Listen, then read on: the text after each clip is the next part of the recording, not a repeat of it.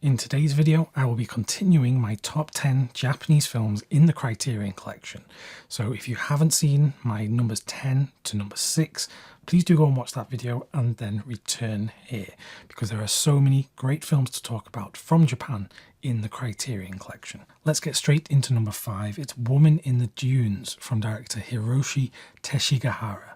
This is absolutely fantastic, and not enough people talk about this one. In the story, we follow this young man who has come from Tokyo to study this beetle that can only be found in this desert. He misses his bus back home and so has to stay in the desert, where he meets this strange woman who lives there in this house. While stuck at the bottom of this sand dune in this house, he gets wrapped up in this emotionally, erotically charged relationship with this woman, and it very quickly turns into this really tense, stressful situation to watch as the viewer. Woman in the Dunes is must-see cinema, so if you have not come across this one yet, please do seek this one out. Now we come to number 4, and I'm somewhat cheating here because while this is a video about Japanese films in the Criterion Collection, I don't actually own the Criterion edition of the film, but it is in the collection and it is a great film.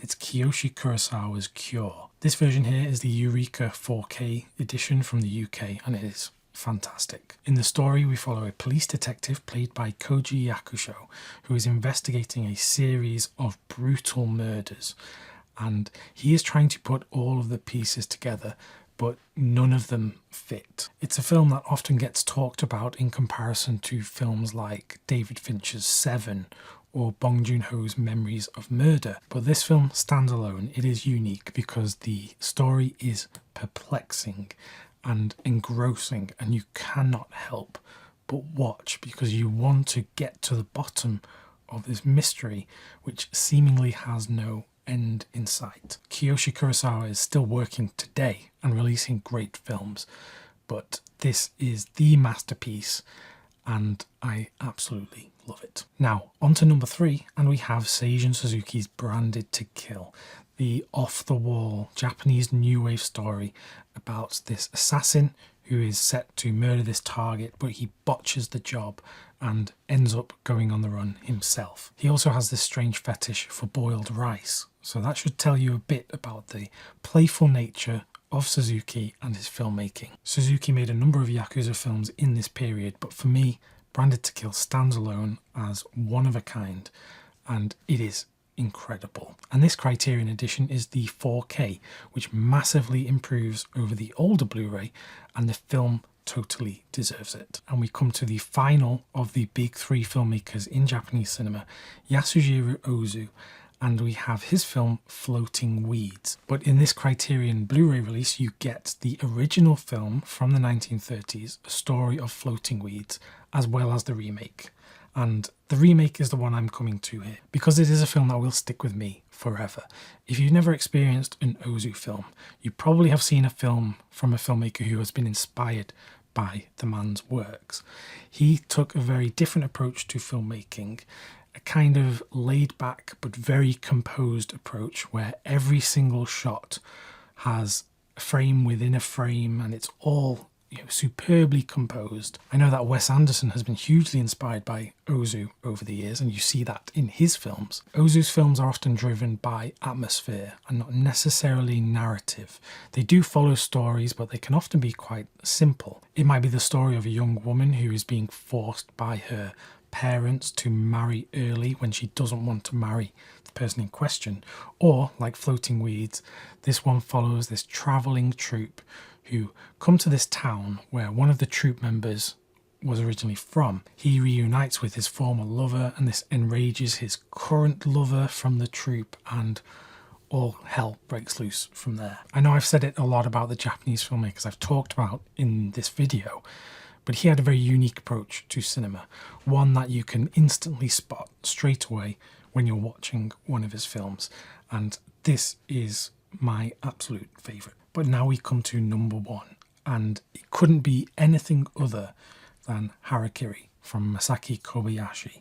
This is my favourite Japanese film of all time, I think it's many people's favourites, and as far as I'm aware, it's the highest rated Japanese film online, at least on Letterboxd. And again, you'll probably notice that this isn't the Criterion edition because I don't own it, but I'm waiting for an eventual 4K edition, which hopefully will come.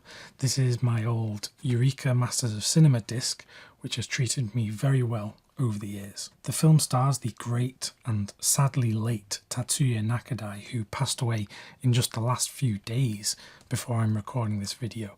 He had a tremendous career in cinema, in so many wonderful films. In this film, he plays a down-and-out samurai who goes to the local lord's manor and requests to commit suicide at the property.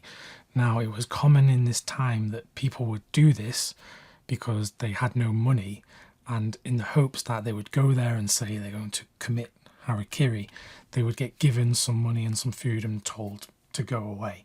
But this guy actually means it. He actually wants to do it, and he's told this story of someone else who tried this. It is like a boiling pot of tension, it is about to explode at any minute. And it expertly shows the hypocrisy in a lot of institutions that have to follow a certain code.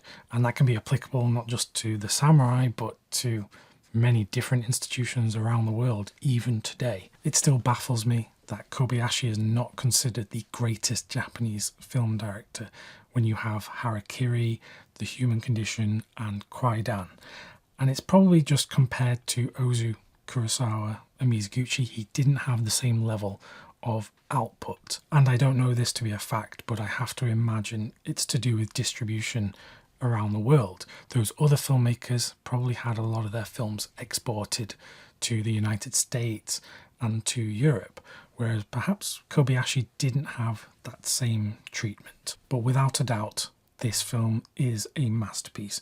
If you watch my channel and you like the kinds of films that I talk about often, and you can take one recommendation from me, this should be it. Because I think every film fan deserves to see this. It is a great film. You deserve it. The film deserves to be seen. It is absolutely breathtaking in every aspect. So please do yourself a favour. If you've not seen this film, please do watch it. Whether you get the Criterion or you get this disc or you watch it by some other means, you have to see it. So that concludes my top 10 Japanese films within the Criterion Collection. And as you can see, Criterion have a lot of great films from Japan in their collection. But as I've mentioned, I wish they would even increase this scope and bring even more great Japanese filmmakers and their films to the collection, because they deserve to be seen by wider audiences. If you enjoyed this top 10 list, please do me a favour and leave a comment on this video requesting another one of these kinds of videos, and that's up to you.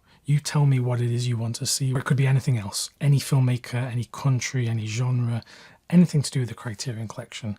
Just leave it in a comment. And in the meantime, if you would like more reviews and recommendations from me, just click the video that's on screen right now.